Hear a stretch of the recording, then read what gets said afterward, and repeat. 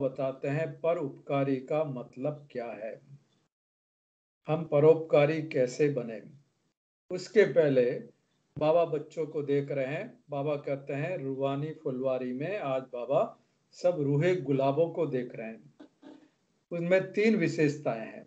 किसी में कौन सी विशेषता, किसी में कौन सी विशेषता। बाबा कहते हैं एक है वो रूहे गुलाब जो सदा खिले रहते हैं, सदा खिले हुए हैं, मतलब सदा रूहानियत की खुशबू सदा है उनमें। दूसरे बाबा कहते हैं कि रूहानियत की खुशबू तो कम है लेकिन निश्चय उनको पक्का है। तो निश्चय के आधार पे सुंदरता है, अच्छे लग रहे हैं सब फूल। तीसरा बाबा कहते हैं आधे खिले हुए हैं। आधे खिले हुए हैं तो थोड़ी बहुत सुंदरता भी है, थोड़ी बहुत रूहानियत भी है। तो फिर पहली वही आ जाती है, मैं कौन, तीनों में से मेरा नंबर कौन। फिर बाबा कहते हैं परोपकारी। परोपकारी बनना, क्योंकि जब तक हम परोपकारी नहीं बनेंगे तब तक हम श्रेष्ठ नहीं बनेंगे। श्रेष्ठ नहीं बनेंगे तो बाबा के समीप नहीं आएंगे। तो परोपकारी की क्या विशेषताएं हैं वो आज बाबा डिटेल में समझाते हैं कि परोपकारी का मतलब क्या है। जनरल वे में तो हम सब समझते हैं कि दूसरों का उपकार करना, दूसरा का आपके प्रति अपकार भी करे तो भी उपकार करना, लेकिन बाबा डिटेल में पूरी मुरली में यही पॉइंट चलता है। तो सुनते हैं आज बाबा के महावाक्य, परोपकारी कैसे बने। 12 दिसंबर 78 की मुरली है। आज रूहानी फुलवाड़ी अर्थात सदा रूहे गुलाब बच्चों के संगठन को देख बाप दादा हर एक बच्चे की विशेषता को देख रहे हैं। बाबा कहते हैं 3 प्रकार की विशेषताएं हैं। क्या है वो विशेषताएं। एक, सदा अपनी रूहानियत की स्थिति में रहने वाले, अर्थात सदा खिले हुए, उनसे रूहानियत की खुशबू सदा आती रहती है। दूसरे, रूहानियत की स्थिति अनुसार सदाकाल खिले हुए नहीं है, लेकिन निश्चय स्वरूप होने के कारण उनका रूप की सुंदरता अच्छी है, अच्छे दिखते हैं, लेकिन खुशबू कम है। तीसरे, बाप से स्नेह और संबंध के आधार से आधे खिले हुए होते हुए भी स्नेह और संबंध की खुशबू समाई है। स्नेह की खुशबू है, संबंध की खुशबू है, लेकिन रूहानियत की खुशबू कम है। बाबा कहते हैं पूरे अभी तक खिले नहीं है। ऐसे तीनों प्रकार के रूहे गुलाबों की फुलवाड़ी को देखते बाप दादा सदा खुशबू लेते रहते हैं। तो 3 तरह के बाबा के बच्चे, बाबा सबको देखते रहते हैं, बाबा खुश होते रहते हैं, उनके रूहानियत की खुशबू बाबा तक पहुंचती रहती है। अब अपने आप को देखो, मैं कौन हूं। बाबा ने कल परसों बोला ना, ये मैं कौन हूं की पहली बहुत लंबी है, संडे की मुरली में था से। तो नंबर 1 बनने में जो कुछ कमी रह गई है, नंबर 1 मतलब जो सदा खिले हुए, सदा अपनी रूहानियत की स्थिति में स्थित रहने वाले। तो नंबर 1 बनने में जो कुछ कमी रह गई है, बाबा कहते हैं उसको संपन्न करके अब संपूर्ण बनो। क्योंकि संपूर्ण बाप के बच्चे भी बाप समान संपूर्ण चाहिए ना। जब बाप संपूर्ण तो बच्चे भी संपूर्ण चाहिए। हर एक बच्चे का लक्ष्य भी क्या है, संपन्न और संपूर्ण बनने का। तो बाबा कहते हैं लक्ष्य प्रमाण सर्व लक्षण स्वयं में भर करके संपन्न बनो। इसके लिए विशेष धारणा, संपूर्ण बनने के लिए विशेष धारणा बाबा कर रहे हैं, पहले भी सुनाई है। 2 दिन पहले की मुरली थी, शायद 7 दिसंबर की थी। तो बाबा कहते हैं उसमें सुनाई है। एक तो है सदा ब्रह्मचारी अर्थात ब्रह्मचारी, और सदा परोपकारी। उसमें ब्रह्मचारी की डेफिनेशन भी समझाई थी बाबा ने कि संकल्प में भी कोई भी अपवित्रता आपके वृत्ति को भी चंचल नहीं करे। क्यों वृत्ति चंचल होती तो दृष्टि चंचल, दृष्टि चंचल तो फिर कृति चंचल। तो बाबा कहते हैं परोपकारी की परिभाषा सहज भी है और गुह्य भी है।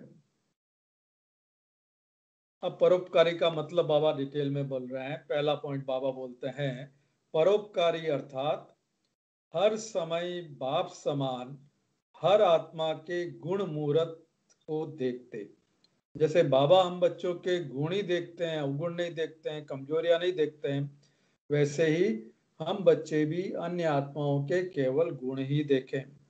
दूसरा पॉइंट, परोपकारी किसी की भी कमजोरी या अवगुण को देखते, अगर क्यों नजर में आ गई कमजोरी या अवगुण, देखते अपनी शुभ भावना के सहयोग की कामना से, अपनी शुभ भावना से सहयोग की कामना से अवगुण को देखते हुए उस आत्मा को भी गुणवान बनाने की शक्ति का दान देंगे। ऐसे नहीं कि उनकी कमी कमजोरियां उनका वर्णन करेंगे, जो कल बाबा ने अटेंशन खिंचवाया, हमें किसी की भी कमजोरियों का, कमियों का, अवगुणों का वर्णन नहीं करना है, नहीं तो बाबा कहते हैं वो मर्ज, बीमारी का मर्ज फैल जाता है। तो बाबा कहते हैं वो देखते हुए भी अपनी शुभ भावना से सहयोग की कामना से उनको शक्ति देंगे ताकि वो उस अवगुण को परिवर्तन कर ले। तीसरा, परोपकारी अर्थात सदा बाप समान स्वयं के खजानों को सर्व आत्माओं के प्रति देने वाले दाता रूप होंगे। चौथा पॉइंट, परोपकारी सदा स्वयं को खजानों से संपन्न बेगमपुर के बादशाह अनुभव करेंगे। हम तो संपन्न, पाना था सो पा लिया, कोई चिंता न फिकर। बेगमपुर अर्थात जहां कोई गम नहीं, बेगम। संकल्प में भी गम के संस्कार अनुभव नहीं हो। पांचवा पॉइंट है,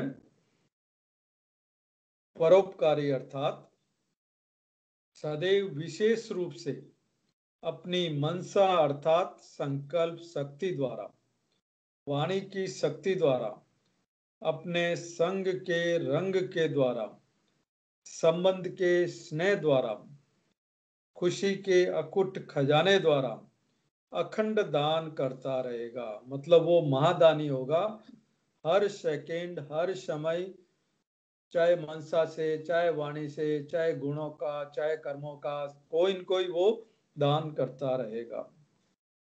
कोई भी आत्मा संपर्क में आए तो खुशी के खजाने से संपन्न होके जाए, ऐसे अखंड दानी होंगे। विशेष समय या संपर्क वाले, ऐसा नहीं कि भाई महादानी है लेकिन सुबह 4 से 5 महादानी है, बाकी टाइम महादानी नहीं है। कोई विशेष समय या संपर्क वाले कोई कोई आत्माओं के प्रति दानी नहीं, जिन आत्माओं के साथ ट्यूनिंग अच्छी है उनके लिए दानी, बाकी के लिए दानी नहीं, ऐसा नहीं। लेकिन सर्व के प्रति सदा महादानी होंगी, सर्व और सदा। परोपकारी स्वयं मालामाल होने के कारण, परोपकारी वही बन सकता है जो खजाने से भरपूर है।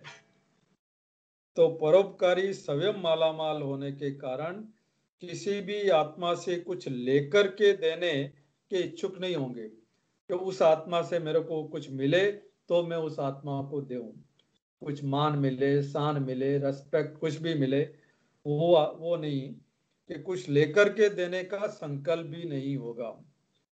संकल्प में भी ये नहीं आएगा कि ये करे तो मैं करूं, ये सॉरी बोले तो फिर मैं सॉरी बोलूं, ये बदले तो मैं बदलूं, कुछ तो वो बदले कुछ मैं बदलूं, 2 कदम वो चले 2 कदम मैं चलूं, ऐसा नहीं।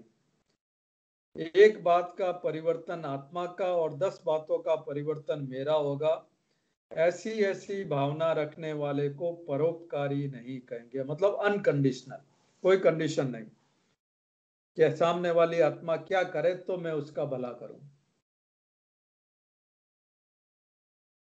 महादानी बनने के बजाय बाबा कहते हैं ये तो सौदा करने वाले सौदागर बन जाते हैं कि एक बार वो माफी मांग ले, एक बात तो वो करे, 9 बात मैं करूंगा, 10 बात मैं करूंगा।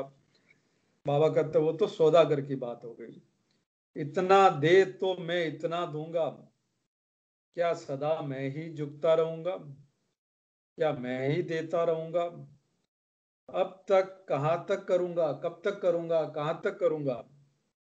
ये संकल्प देने वाले के नहीं हो सकते। जब अन्य आत्मा किसी भी कमजोरी के वश में है, परवश है, संस्कार के वश है, या अपने स्वभाव के वश है, या प्रकृति के वश है, प्रकृति के साधनों के वश है, तो बाबा कहते हैं तो ऐसी परवश आत्मा अर्थात उस समय की भिखारी आत्मा, भिखारी अर्थात शक्तिहीन, परवश है मतलब शक्ति नहीं है, किसी न किसी चीज के अधीन है, तो बाबा कहते हैं वो तो भिखारी आत्मा हुई उस समय के लिए, तो वो शक्तियों के खजाने से खाली है। तो आप फिर ये एक्सपेक्ट करो कि वो ये करे, तो वो तो कहां से करेगी? तो बाबा कहते हैं महादानी भिखारी से एक नया पैसा लेने की इच्छा भी नहीं रख सकते, लेना तो दूर रहा, इच्छा भी नहीं रख सकते हैं। ये बदले या ये करे या ये कुछ तो सहयोग दे, कुछ तो कदम आगे बढ़ाए, ऐसे संकल्प या ऐसे सहयोग की भावना परवश शक्तिहीन भिखारी आत्मा से क्या रख सकते हैं? उस आत्मा में ताकत ही नहीं है, तो बाबा कहते हैं उनसे क्या एक्सपेक्टेशन रख सकते हो? कुछ लेकर के देना उसको परोपकारी नहीं कहा जाता है। नेक्स्ट 7वां पॉइंट है परोपकारी अर्थात भिखारी को मालामाल बनाने वाले, अपकारी के ऊपर उपकार करने वाले, गाली देने वाले को क्या करने वाले? गले लगाने वाले, गले लगाने वाले। अपने परोपकारी की शुभ भावना से, स्नेह से, शक्ति से, मीठे बोल से, उत्साह उमंग के सहयोग से दिल शिकस्त को भी शक्तिवान बना दे, अर्थात भिखारी को बादशाह बना दे। 8वीं निशानी बाबा बता रहे हैं परोपकारी आत्मा की। परोपकारी त्रिकालदर्शी होने के कारण हर आत्मा के संपूर्ण सहयोग को सामने रखते हुए, हर आत्मा की कमजोरी को परखते हुए उसी कमजोरी को स्वयं में धारण नहीं करेंगे। धारण कब होती है हमारे में दूसरों की कमजोरी? जब हम उस कमजोरी का वर्णन करते हैं। तो बाबा कहते हैं वो दूसरों की कमजोरी को देखते हुए भी उस कमजोरी को अपने में धारण नहीं करेंगे, अर्थात वर्णन नहीं करेंगे, लेकिन अन्य आत्माओं की कमजोरी का कांटा कल्याणकारी स्वरूप से समाप्त कर देंगे। अपनी शुभ भावना, शुभ कामना, सहयोग की भावना से उनकी कमजोरी को भी खत्म कर देंगे। कांटे के बजाय कांटे को भी फूल बना देंगे। ऐसे परोपकारी सदा संतुष्ट मणि के समान स्वयं भी संतुष्ट होंगे और सर्व को भी संतुष्ट करने वाले होंगे। बाबा कहता है कमाल तो यह है जो होपलेस केस में होप पैदा करे। अगर अगली आत्मा है ही एकदम होशियार, फर्स्ट क्लास, उमंग उत्साह वाली, तो हम क्या उसमें होप पैदा करें? जो आत्मा होपलेस है उसमें होप पैदा करे, तब बाबा कहते हैं तब है कमाल। और लास्ट की निशानी बता रहे हैं बाबा परोपकारी आत्मा की, जिसके प्रति सब निराशा दिखाए। कोई भी आत्मा जिसके प्रति किसी को आशा नहीं है, ऐसे व्यक्ति या ऐसी स्थिति में सदा के लिए उनको आशा के दीप जगा दे। बाबा कहते हैं जब आपके जड़ चित्र यानी हमारी मूर्तियां अनेक आत्माओं की अल्पकाल की मनोकामनाएं पूर्ण कर रहे हैं, हम याद करते हैं ना हमारे पूज्य स्वरूप को, कि भक्तों की मनोकामनाएं हमारे पूज्य स्वरूप से, हमारी जड़ मूर्तियों से ही पूरी हो रही है, अल्पकाल की इच्छा है उनकी। तो बाबा कहते हैं तो चैतन्य रूप में, तो चैतन्य रूप में अगर कोई आपके सहयोगी भाई या बहन परिवार की आत्माएं बेसमझी या बालहट से अल्पकाल की वस्तु को सदा काल की प्राप्ति समझ अल्पकाल का मान शान नाम या अल्पकाल की प्राप्ति की इच्छा रखती है, तो बाबा कहते हैं दूसरों को मान दे करके स्वयं निर्माण बनना यही परोपकार है। कुछ आत्माओं को चाहिए मान शान, जो बेसमझ आत्माएं हैं, मतलब बाबा अज्ञानी आत्माओं की बात कर रहे हैं, परिवार में है, उनको वही चाहिए। तो बाबा कहते हैं उस समय उनको भी रेस्पेक्ट देके मान दे करके स्वयं निर्माण बनना यही परोपकार है। उस समय ये नहीं दिखाना कि इनको तो कुछ ज्ञान नहीं है, हमारे को इतना ज्ञान है, ये तो कुछ समझते ही नहीं है, इनको तो कुछ प्राप्ति नहीं है। बाबा कहते हैं ऐसा होता है, उनमें बेसमझी है या उनका हट है कि अल्पकाल की वस्तु जो मिल रही है उसी को सब कुछ समझते हैं, तो उनको मान दे करके स्वयं निर्माण बनना यही परोपकार है। बाबा कहते ये देना ही सदा के लिए लेना है, क्यों, नहीं तो वो आपकी बात तो सुनने वाले हैं नहीं, मानने वाले हैं नहीं। तो उनको मान शान जो भी चाहिए उनको देना यही सदा के लिए लेना है। जैसे बाबा एग्जाम्पल देते हैं, अनजान बच्चा नुकसान वाली चीज को भी खिलौना समझता है। बच्चे का हाथ में चाकू आ गया मान लो, वो तो खिलौना ही समझेगा, उसको नहीं मालूम, तो उसको कुछ दे करके छुड़ाना होता है ना, क्यों, बच्चा छोड़ेगा नहीं। आप ज्यादा जबरदस्ती करोगे तो लगने की कोई चांसेज है, तो उसको कुछ दूसरी चीज दोगे, टॉफी दोगे, कुछ दोगे, तो वो पहले वाला हाथ का अपना छोड़ देगा। हट से सदा काल का नुकसान हो जाता है, तो उनके सामने हट नहीं करना है। ऐसी आत्माओं के सामने, ऐसी बेसमझ आत्माएं भी उसी समय अल्पकाल की प्राप्ति को अर्थात सदा के नुकसानकारी बातों को अपने कल्याण का साधन समझती है।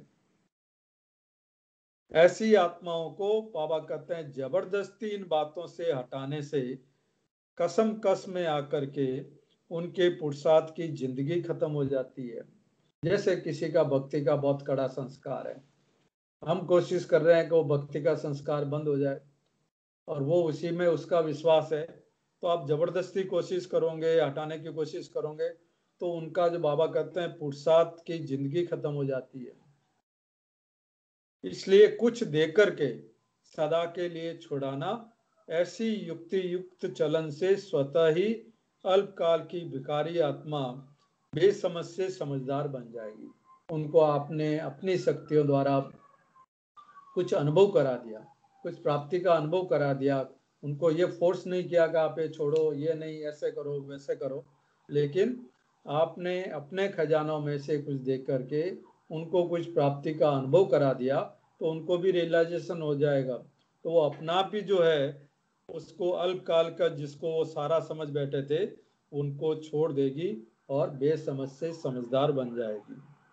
वो स्वयं महसूस करेंगे कि यह तो अल्पकाल के साधन है। ऐसी बेसमझ आत्माओं के ऊपर भी परोपकारी, ऐसे परोपकारी स्वतः ही स्वयं उपकारी हो जाते हैं। दूसरों का उपकार करना तो खुद का उपकार तो साथ में ऑटोमेटिकली हो जाता है, देना ही स्वयं प्रति मिलना हो जाता है। महादानी ही सर्व अधिकारी स्वतः ही हो जाते हैं। समझा परोपकार की परिभाषा क्या है? तो बाबा ने ये डिटेल में समझाया कि परोपकारी हमें कैसे बनना है, उसकी क्या निशानियां हैं। ऐसे परोपकारी ही सर्व आत्माओं द्वारा दिल की आशीर्वाद के अधिकारी बनते हैं।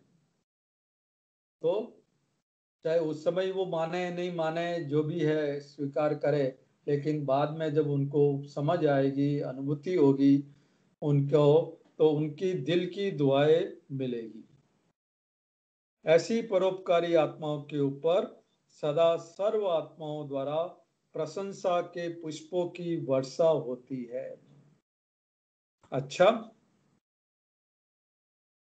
तो ऐसे बाप समान सदा उपकारी, स्वयं और सर्व के प्रति शुभ भावना, श्रेष्ठ कामना रखने वाले, अखुट खजानों के मालिक, अखंड दानी, दिल शिकस्त को शक्तिशाली बनाने वाले, भिखारी को सदाकाल का बादशाह बनाने वाले, ऐसे श्रेष्ठ आत्माओं को बाप दादा का याद प्यार और नमस्ते।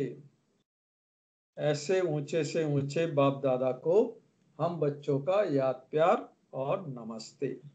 अब बड़ी दीदी मनमोहिनी दीदी से बातचीत हो रही है बाबा की। बाबा कहते हैं, मुरली से रिलेटेड पॉइंट है कि बाप दादा को अंत सो आदि करने वाले ऐसे ऑलराउंड पाठधारी परोपकारी ग्रुप चाहिए। ऐसी आत्माओं के ग्रुप चाहिए जिनका एक ही मकसद है परोपकार, देना देना और देना। जैसे हर विशेष कार्य के अर्थ ग्रुप बनाते हैं ना, तो इस समय ऐसा परोपकारी ग्रुप चाहिए जो देने वाले दाता हो। जैसे राजा दाता होता है, बाबा कहते हैं आजकल के राजे लोग नहीं, पहले के राजा लोग जो संपन्न होते थे, हमेशा उनका रहता था कि प्रजा को कैसे सुखी बनाए।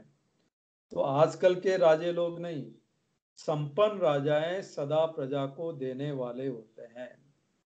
अगर प्रजा से लेने वाले हुए तो प्रजा ही राजा हो गई।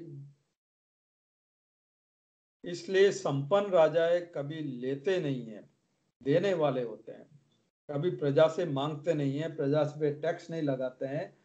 उस समय इतना होता था संपन्न कि प्रजा के भलाई के लिए, उनकी खुशहाली के लिए राजा लोग खर्च करते थे, देते ही रहते थे। संपन्न राजाओं का हाथ कभी भी लेने वाला हाथ नहीं होगा, देने वाला होगा। स्वर्ग के विश्व महाराजा, बाबा पूछते हैं दीदी से, क्या प्रजा से लेंगे क्या? वहां तो किसी को ही खैर लेने की जरूरत नहीं है। प्रजा भी संपन्न तो विश्व महाराजा कितना संपन्न होगा। तो जैसे भविष्य दाता बनने का पाठ बजाना है, तो बाबा कहते हैं अभी से ही वो दातापन के संस्कार बढ़ने हैं। तो आत्मा में संस्कार तो अभी बढ़ेंगे, वहां पे तो प्रकट रूप में आएंगे भी। किसी से भी कोई सेल्वेशन लेकर के फिर सेल्वेशन देवे, ऐसा संकल्प में भी नहीं हो कि मेरे को वो ये काम कर दे, ये फैसिलिटी दे दे तो फिर मैं ये करूं। इसको कहा जाता है बेगर टू प्रिंस। ऐसे दाता को कहा जाता है वही प्रिंस बनते हैं, स्वयं लेने की इच्छा वाले नहीं। बाबा कहते हैं इस अल्पकाल की इच्छा वाले से बेगर, अल्पकाल के साधनों को स्वीकार करने में बेगर, ऐसा बेगर ही संपूर्ण मूर्त होंगे, संपन्न मूर्त होंगे। एक तरफ बेगर और दूसरे तरफ से संपन्न। अभी अभी बेगर टू प्रिंस का पाठ प्रैक्टिकल में बजाने वाली आत्माओं को कहा जाता है। जो आत्माएं ऐसा पाठ बजाती है, लेने की कुछ भी इच्छा नहीं, किसी भी आत्मा से इच्छा नहीं, कोई चीज लेने की इच्छा नहीं, तो बाबा कहते हैं ऐसी आत्माओं को ही कहा जाता है सदा त्यागी और सदा श्रेष्ठ भाग्यशाली। बाबा कहते हैं त्याग से सदा काल का भाग्य स्वतः ही बन जाता है। त्याग किया तो ऑटोमेटिकली भाग्य तो बन ही जाएगा। त्याग किया और तकदीर की लकीर हुई, तो ऐसा परोपकारी ग्रुप जो स्वयं के प्रति इच्छा मात्रम अविद्या हो, अखंड दानी हो। बाबा एग्जाम्पल देते हैं ब्रह्मा बाबा का। जैसे बाप को देखा तो स्वयं का समय भी सेवा में दिया ब्रह्मा बाबा ने, उनका रेस्ट का टाइम भी समय सेवा के लिए दिया, स्वयं निर्माण और बच्चों को मान दिया, सदा बच्चों को आगे रखा। पहले बच्चे नाम बच्चे का काम अपना करने वाले बाबा, लेकिन नाम बच्चों का बच्चों ने किया। काम के नाम की प्राप्ति का भी त्याग, नाम में भी परोपकारी बने, अपना त्याग करके दूसरे का नाम किया, स्वयं को सदा सेवाधारी रखा। यह है परोपकारी। बच्चों को मालिक रखा और स्वयं को सेवाधारी रखा। तो मालिकपन का मान भी दे दिया, शान भी दे दिया, नाम भी दे दिया। कभी अपना नाम नहीं किया, मेरे बच्चे। तो जैसे बाप ने नाम मान शान सबका त्याग किया, परोपकार किया, स्वयं का सुख बच्चों के सुख में समझा, बच्चों की विस्मृति का कारण दुख का अनुभव सो अपना दुख समझा, बच्चों की गलती भी अपनी गलती समझ के बच्चों को सदा राइटियस बनाया। इसको कहा जाता है परोपकारी। तो ये है इतनी गुह्य डेफिनेशन परोपकारी की। बाबा दीदी से कहते हैं आजकल ऐसे ग्रुप की आवश्यकता है जो दूसरे की कमजोरी समाप्त कर शक्ति देते जाए, दूसरों की कमजोरियों का वर्णन नहीं करे, उसको फैलाए नहीं, लेकिन उसको समाप्त करके शक्ति अपनी शक्तियों से उनकी कमजोरियों को भी समाप्त करे। ऐसे सब बन जाए तो क्या हो जाएगा? ऐसे सब बन जाएंगे तो क्या हो जाएगा? बाबा कहते हैं आप लोगों का समय बच जाएगा, फिर केस और किस्से खत्म हो जाएंगे। अभी तो कंप्लेंट वगैरह आती रहती है ना दादियों के पास, ऐसा हो गया, उसने ये कर दिया, वो कर दिया। तो बाबा कहते हैं केस और कंप्लेंट किस्से खत्म हो जाएंगे और सदैव रूहानी स्नेह मिलन होगा। विश्व कल्याण के कार्य में तीव्र गति आ जाएगी। अभी तो कितने प्लेन्स बनाने पड़ते हैं, कई प्लेन्स अर्थात बारूद बिना कार्य किए भी खत्म हो जाते हैं। जैसे याद आता दिवाली पे जो पहले फटाके लाते थे पर्टिकुलरली इंडिया में, आधे ठीक निकलते थे, आधे खराब हो निकल जाते थे, बारूद ही नहीं होता था। तो बाबा कहते हैं अभी कई प्लान्स बनाते हो, कई प्लान्स में शक्ति नहीं है तो वो वैसे ही खत्म हो जाते हैं, प्लान प्रैक्टिकल में आता ही नहीं है। जैसे बारूद कभी कभी जलता ही नहीं है, वहां ही खत्म हो जाता है। लेकिन विश्व कल्याण का तीव्र गति में संकल्प किया कि इस समय ये बात होनी चाहिए, और चारों तरफ निमित्त मात्र किया और आवाज बुलंद हुआ, ऐसा होना चाहिए। ऐसा ग्रुप हो, बाबा कहते हैं परोपकारी, तो वो ऐसा कर सकते हैं। जैसे साकार बाप को देखा, नॉलेज की अथॉरिटी के साथ साथ नॉलेज द्वारा अनुभव मूर्त की भी अथॉरिटी थे। जिस अथॉरिटी के कारण हर बोल में नॉलेज के साथ साथ अनुभव भी था, तो डबल अथॉरिटी थी। ऐसे ही हर बच्चा डबल अथॉरिटी से बोल बोले तो अनुभव का तीर, नॉलेज की अथॉरिटी का तीर, बाबा कहते हैं सेकंड में प्रभाव डाले। तो हम भी सब बोलते तो हैं, लेकिन अनुभव की इतना अथॉरिटी नहीं होती, इसलिए बाबा कहते हैं तीर नहीं लगता हम लोगों का।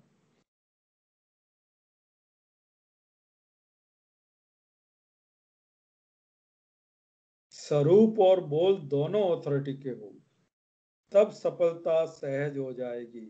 नहीं तो यही कहते हैं नॉलेज तो बड़ी अच्छी है, नॉलेज तो ऊंची है, लेकिन धारणा होना मुश्किल है।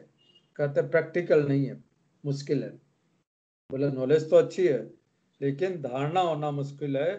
तो बाबा कहते हैं धारणा मूर्त, धारणा स्वरूप प्रैक्टिकल में दिखाई दे, प्रत्यक्ष प्रमाण को ग्रहण करना सहज हो जाता, मतलब हमको ऐसा बन के बोलेंगे तब उसका प्रभाव पड़ेगा। नहीं तो हम नॉलेज के बेसिस पे खाली बोलते हैं तो प्रभाव नहीं पड़ता है। तो ऐसा ग्रुप चाहिए जो डबल ऑथोरिटी हो, नॉलेज की भी ऑथोरिटी, अनुभव की भी ऑथोरिटी। जिसको कहते हैं, बाबा ने वर्ड दिया एक, जिसको कहते हैं मस्त फकीर। कोई भी इच्छा नहीं हो। अच्छा, ओम शांति। अब पार्टियों के साथ मुलाकात है, जिसमें छोटे छोटे 2-3 पॉइंट है। पार्टियों के साथ मुलाकात में पहला पॉइंट है बाप के प्यार का पात्र बनने का सहज साधन। बाप के प्यार का पात्र बनने का सहज साधन क्या होगा?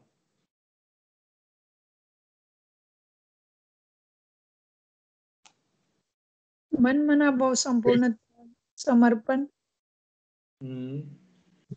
न्यारा और प्यारा। उनकी श्रीमत मानना। सब बातें ठीक है। तो बाप के प्यार का पात्र बनने का सहज साधन है न्यारा बनो। बाबा एग्जाम्पल देते हैं कमल पुष्प का। आज का ब्रह्मा बाप के वो कदम का तो अमान उसमें यही है, न्यारा और प्यारा बनना। जैसे कमल का पुष्प सदा न्यारा और सबका प्यारा होता है, जैसे कमल का पुष्प सदा न्यारा और सबका प्यारा है, वैसे सदा कमल समान न्यारे रहते हो। पूछ रहे हैं बाबा, प्रवृत्ति में रहते हुए, दुनिया के वातावरण में रहते हुए उस वातावरण से न्यारे। बाप के प्यार का पात्र वही बनते हैं जो न्यारे होते हैं, और जितना न्यारे उतना ही प्यारे। नंबर बनते हैं न्यारेपन के आधार से। अति न्यारे तो अति प्यारे। तो न्यारा किससे बनना है?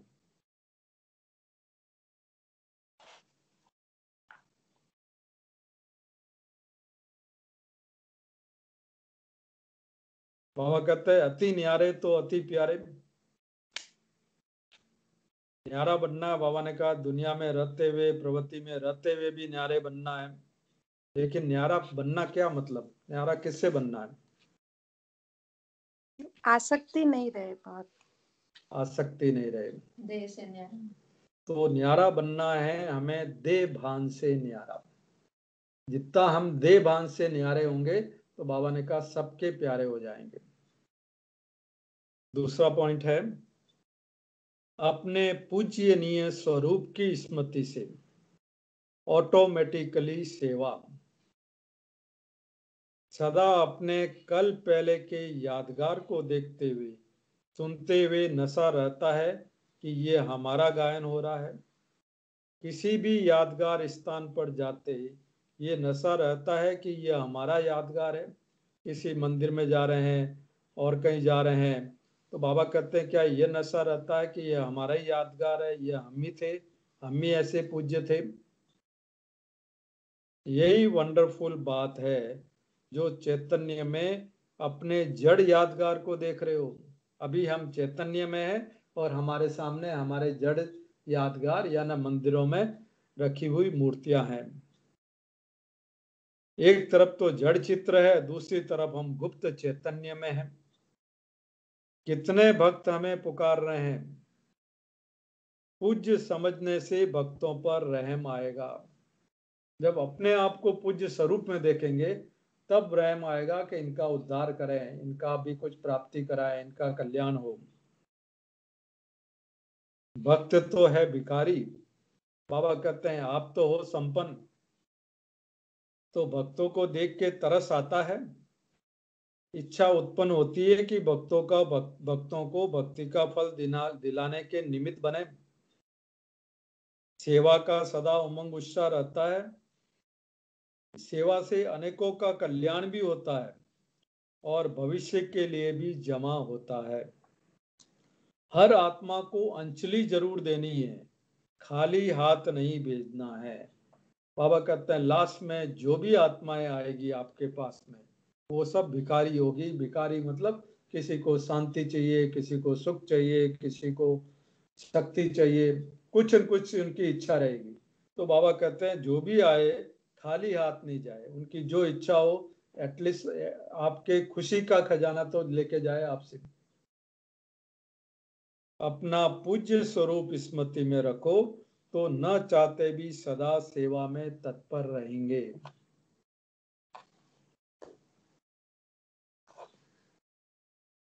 लास्ट पॉइंट है रॉयल बच्चे अर्थात लाडले बच्चों की निशानी। रॉयल बच्चों की निशानी क्या होगी?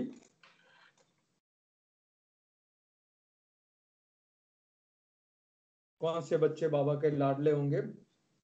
फॉलो फादर करते होंगे वो। फॉलो फादर करते होंगे वो। तो बाबा कहते हैं देवभान रूपी मिट्टी से दूर। जो बच्चे देही अभिमानी आत्म अभिमानी रहते हैं, देहभान रूपी मिट्टी से दूर रहते हैं, वही बाबा कहते हैं रॉयल बच्चे हैं। जैसे वहाँ रॉयल प्रिंस प्रिंसेज होते हैं, वो तो कारपेट पे पैर रखते हैं, जमीन पे पाँव नहीं रखते हैं। वैसे ही देहभान रूपी मिट्टी से दूर रहना है। तो जो पद्मा पदम भाग्यशाली आत्माएं हैं वह सदा खुशी के झूले में झूलती है। उनके बुद्धि रूपी पांव नीचे नहीं आते।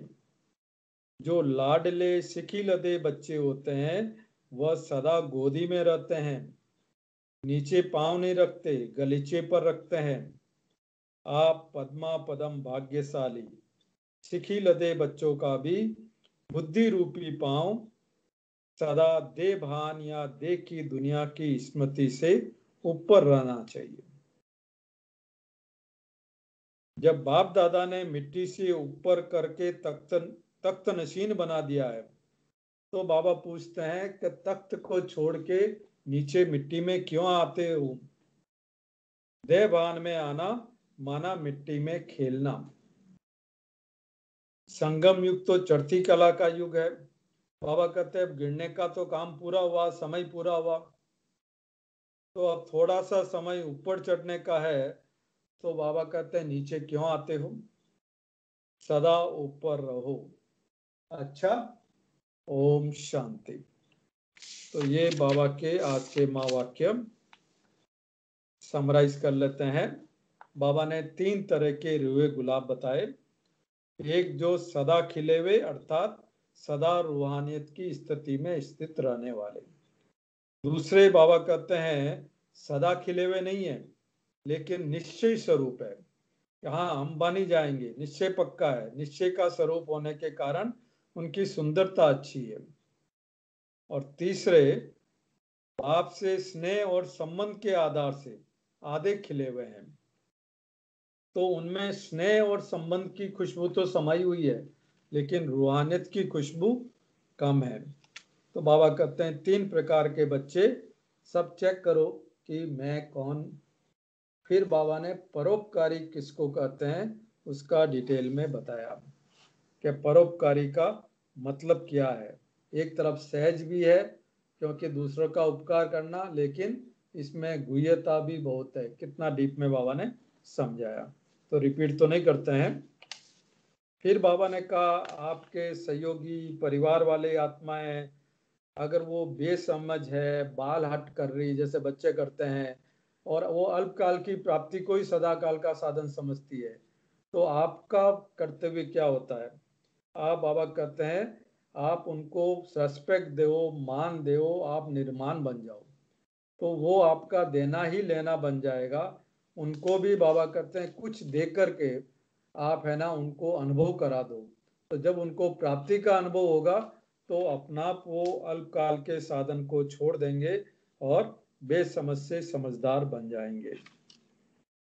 फिर बाबा ने दीदी से मुलाकात में कहा ऐसे परोपकारी ग्रुप चाहिए जो दातापन के संस्कार वाले हो, इच्छा मात्रम अविद्या वाले हो। तो वो अन्य आत्माओं में भी बाबा कहते हैं अपने त्याग से, अपने भाग्य से दूसरों को भी शक्ति देकर उनको भी परिवर्तन कर सकेंगे, उनकी इच्छाओं की पूरी कर सकेंगे। क्योंकि जो भी, जैसे ब्रह्मा बाप का उदाहरण दिया बाबा ने कि उन्होंने अपना नाम मान शान सब कुछ दे दिया, बच्चों के दुख को अपना दुख समझा और बच्चों की गलतियों को, बच्चों की कमियों को अपनी गलती कमी समझ के उन्होंने बच्चों को राइटियस बनाया। तो वैसे ही ये संस्कार, दातापन के संस्कार हमें अभी भरने हैं।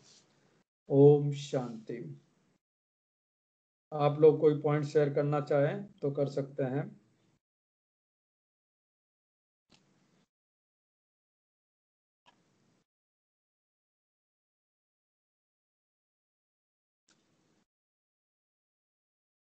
तो किसी को कोई पॉइंट शेयर करना आपको आज की मुरली से?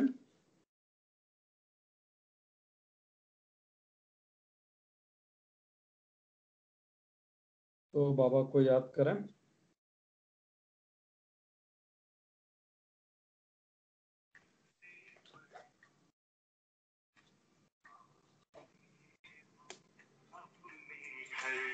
चांद तारों से दूर, इन नजारों से दूर, चांद तारों से दूर, इन नजारों से दूर, प्यारा प्यारा लगे है अपना घर। देह की मिट्टी से बड़ी दूर, आओ चले हम अपने घर।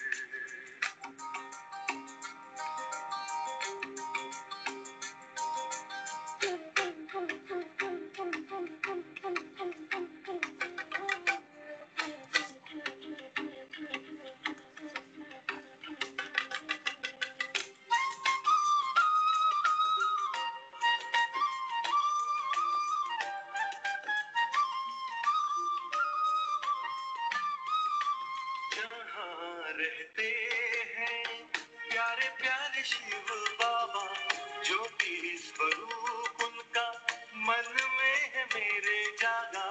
जहाँ रहते हैं प्यारे प्यारे शिव बाबा, ज्योति स्वरूप उनका मन में है मेरे जागा।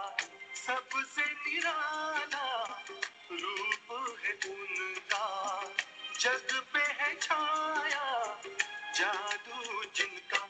चांद तारों से दूर, इन नजारों से दूर, प्यारा प्यारा लगे है अपना घर। देह की मिट्टी से बड़ी दूर, आओ चले हम अपने घर।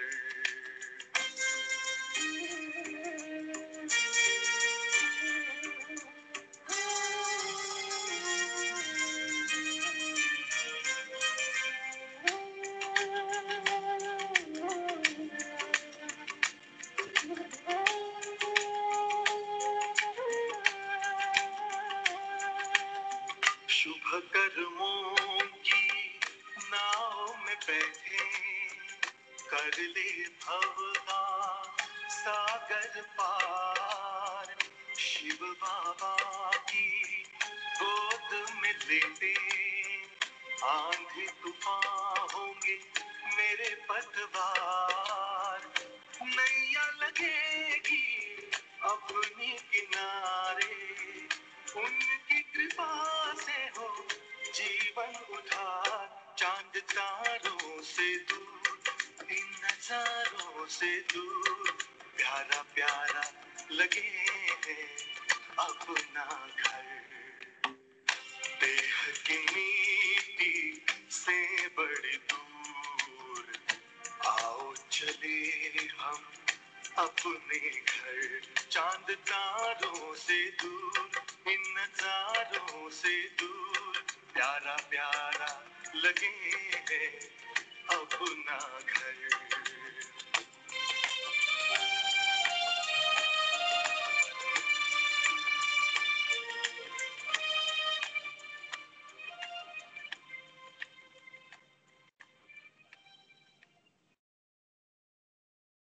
ओम शांति।